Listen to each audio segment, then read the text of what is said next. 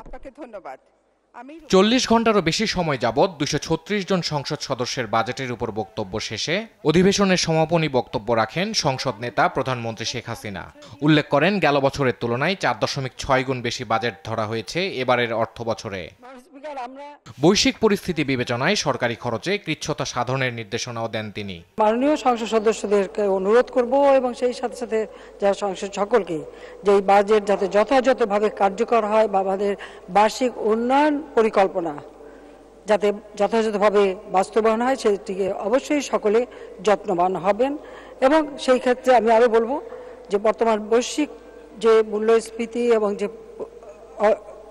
পরিস্থিতি রয়েছে সেটা বিবেচনা করে সকলকে ঐক্যতা সাধন করতে হবে।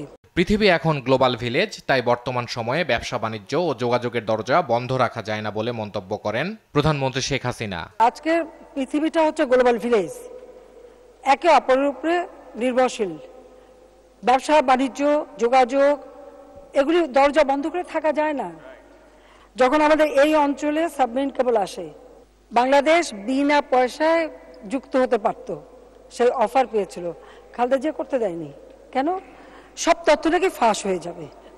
1965 সালে পাকিস্তান ভারত যুদ্ধের পর বন্ধ হয়ে যাওয়া রেল ও নৌপথ উন্মুক্ত করে দেওয়া হচ্ছে বলে জানান সরকার প্রধান।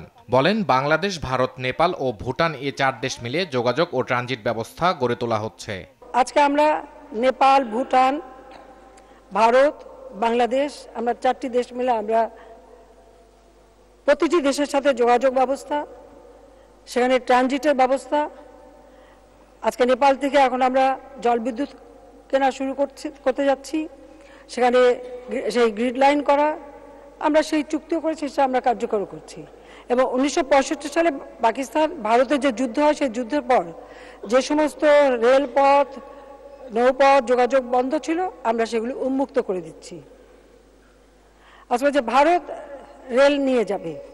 আশ্রয়ন প্রকল্পের মাধ্যমে 8,68,000 ভূমিহীন ও গৃহহীন পরিবারকে পুনর্বাসন করেছে সরকার। 2035 সালের মধ্যে দেশে পরীক্ষামূলকভাবে হাইড্রোজেন জ্বালানি ব্যবহারের কথাও জানান প্রধানমন্ত্রী। এভাবে একটা মানুষ। ইফতেখার রেজা, দেশ টিভি, ঢাকা।